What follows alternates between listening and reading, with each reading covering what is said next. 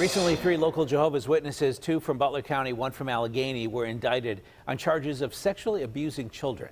The indictments are part of an ongoing state investigation into the church itself and whether it has a history of covering up incidents of sexual abuse across Pennsylvania. Well, new at 6:30, KDKA Investigator Andy Sheehan's talking with a woman from Pittsburgh who's cooperating with that investigation. She testified before a state grand jury about allegedly being sexually assaulted when she was 12 years old and claims church elders told her she was the one to blame.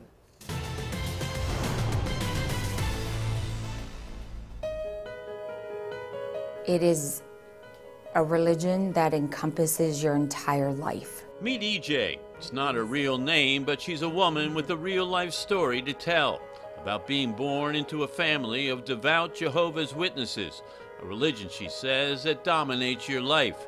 She says she spent her childhood in kingdom halls like this one during the week and on weekends, reluctantly knocking on doors with her parents, trying to convert people to the faith. I hated it. Yeah. I wanted to stay home and watch cartoons, the Smurfs. It is a church governed exclusively by men. The elders are in charge, and a step below them are the ministerial servants.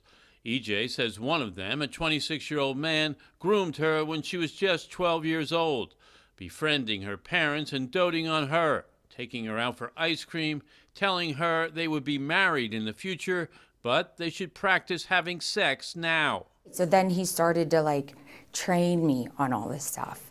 And he would do it in his car, and my parents would just let me go anywhere with him. No one questioned anything. A 3-year grand jury investigation resulted in the indictment of 9 Jehovah's Witnesses statewide, including 65-year-old Mark Brown of Forest Hills, accused of sexually assaulting 2 young girls. Currently in the Allegheny County Jail, he faces a preliminary hearing next month, but so far has not entered a plea.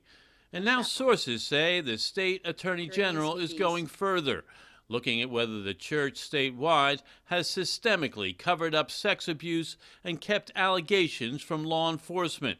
EJ says when she was 14, she told her parents, who in turn reported the man to the church elders, who, she says, conferred with the society, the church headquarters in New York. And the 3 elders said, we reached out to the society and they have directed us to let you know we are not going to the police.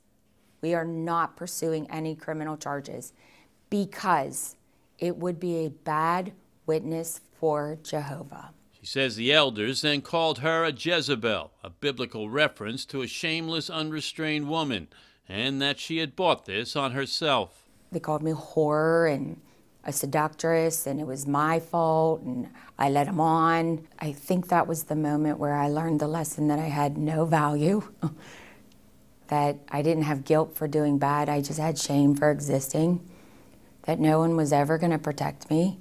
For his crime, EJ says her abuser was disfellowshipped, meaning he was temporarily shunned by church members.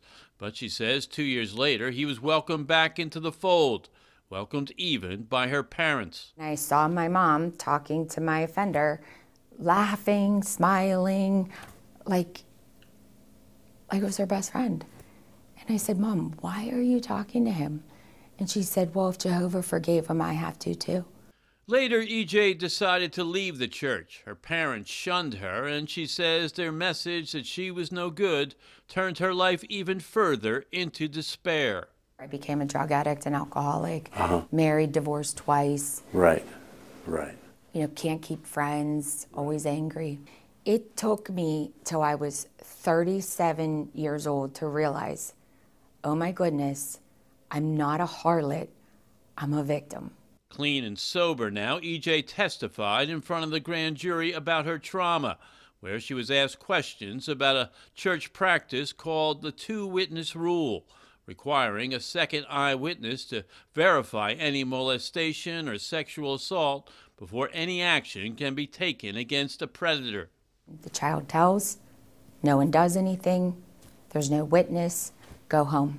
And she hopes her cooperation with the investigation will help spare others.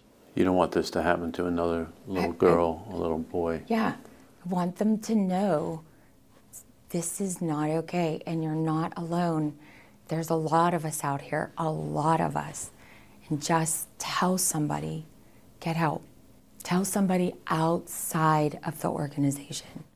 In a statement, the governing body of the Jehovah's Witnesses says that two-witness rule does not apply to criminal matters, and it says that elders in the church comply with all quote-unquote secular laws concerning the reporting of sexual abuse. It goes on to say that, quote, child sexual abuse is an especially repugnant, wicked deed. As Christians, Jehovah's Witnesses despise the mistreatment and abuse of anyone, especially precious children. While it's inappropriate to comment on cases pending before the courts, we want to express our concern for all victims of abuse, regardless of faith. Reporting in the newsroom, Andy Sheehan, KDKA News.